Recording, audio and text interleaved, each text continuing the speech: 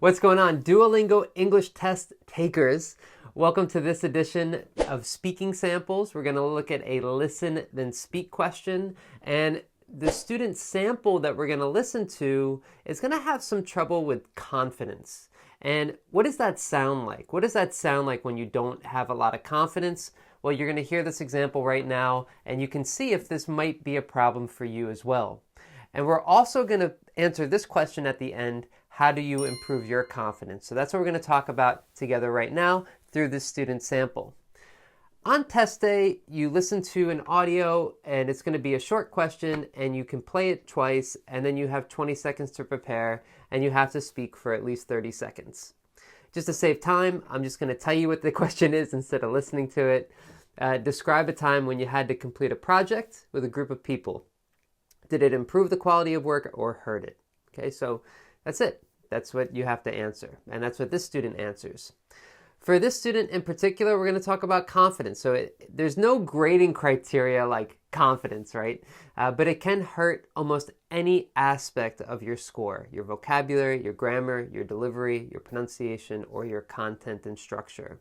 So it can, hurt everything. So last year, we had this project in my class. Our teacher gave us a project, so we had to do it with a group. But I know we wouldn't do it if it was individual. If it was individual work to do, it would be very hard. But it was group work.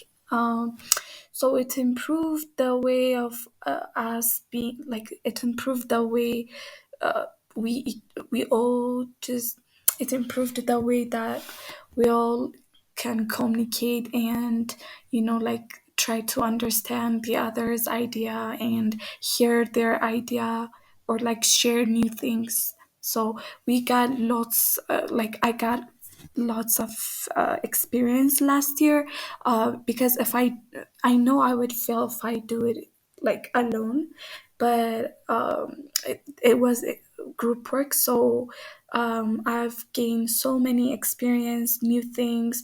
I also learn how to communicate, how to share your idea with people. I also gained confidence. So it really helped a lot, and yeah, it makes you more to be confident. Okay, so pretty good response, right? This is her whole response laid out here. You know, her fluency is pretty good. She sounds pretty much like a native speaker to me. I think that, she can speak English every day, feel very comfortable and confident doing it. But for the Duolingo English test, there's some things that are missing, and she's not used to answering this type of question. At least that's how it sounds to me. And part of the reason why it sounds like that is because she has a lot of these are natural, but she could really reduce these a lot.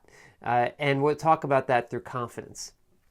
I put this example through my speaking score. Check that website out. It gives you a grade based on SpeechRater, which is the ETS's TOEFL grading criteria. Not the same as Duolingo. We don't know about Duolingo's artificial intelligence software, but we do know that they rely on their scores through comparing them to other tests like TOEFL and IELTS. So on the TOEFL, this score would score 40 out of 100 on repetition. That's repeating the same word again, very close to the same word. So that's what repetition is. But if if you say words close together, then that kind of hurts your repetition score. It means that you have to think too much. Now, here's the confidence killer, is that nothing kills your confidence more than a lack of preparation. So it's not that sometimes you might feel, not confident because of your vocabulary or your level or whatever it is, but the one confidence kind of killer that you're in control of is how much you prepare. The more you prepare for this test, the more you practice with different speaking questions, the more your confidence will improve. It's just a fact. It's just very simple. The more time you put into something, the more confident you feel. Imagine your first day of work compared to your 300th day of work. Your first day of work, well, you'll have a lot less confidence because you don't know things. It's new. Same thing with this test. I feel like the student just needs to practice more with Duolingo English Test like practice materials, and she'll get a better score, her confidence will increase, and she won't have so many of these uhs or ums. But I actually want to give her more practical advice. There's something very specific she can do to reduce those vocal fillers. She should memorize a few discourse markers. So what are discourse markers? Well, they're also called transition words and phrases. These are words like, in my opinion, for example, to start, in conclusion, in the end, to sum up. These are all different examples of discourse markers. I call them transition words just to make it easier for students. There's a couple benefits to using them. First of all, they help you know how to start. So nowadays, most people agree that. She can say that every time. Nowadays, most people agree that. Nowadays, most people agree that. Much better than starting with, so like, it is better. No. Start strong. Have a phrase that you're going to use every time, no matter what. Nowadays, most people agree that. Nowadays, most people feel that. Nowadays, most people think that. Anything like that is fine. Just start strong. Very simple. It also helps you to introduce points and examples. So, first of all, secondly, for example, I remember when, I once heard about, which is why. These are all phrases you can use to begin your examples or to transition to a new idea. Now look, these phrases are replacing these vocal fillers. Instead of saying, like, you're going to use a vocal filler instead. You're going to use a transition word instead. Nowadays, most people agree that it is better to work with a group than with a partner. I still remember last year we had this project. So you're going to use these discourse markers instead of vocal fillers. Instead of saying, like, use a discourse marker. I still remember one.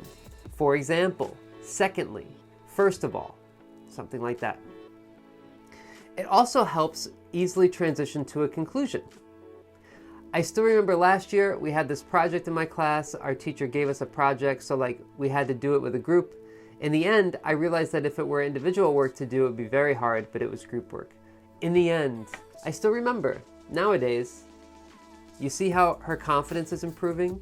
Her discourse markers are helping her reduce the amount of vocal fillers and will help her score overall. This is what we do at speakerenglish.com. I'm going to do a quick promo here, but I stick around to the end because I want to show you another example of this.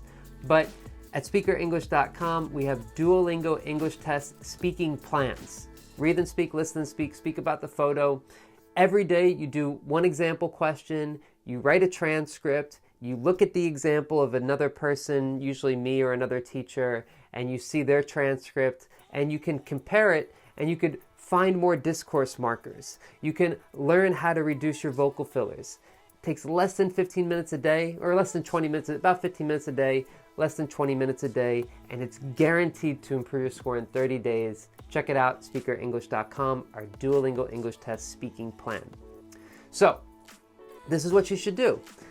You should do the same response again and include at least 2 discourse markers and less than 5 vocal fillers. So basically, answer the question again. Don't read your transcript. Try to answer it naturally. And try to use, let's say, 2 discourse markers. Let's say, nowadays, most people agree that, and I still remember one. Okay, these phrases. Let's use those 2 phrases, and let's try to say or like less than 5 times. Okay, here we go. Start. Now, again, her response is really strong. You know, if she just wants to get a 120, 130, she might not need to go through this whole process. She just needs to tweak a few things because her level is really good. But if she wants to get the highest score possible, she should go through this process and do it for a couple days. All right, but that's it. Next up, I'm going to talk about problems preparing at home. This video here, there's something that you need to be really careful about when you're practicing speaking for the Duolingo English Test on your own. Make sure you don't make this mistake. Check that out, and I'll see you there. All right, take care, everybody.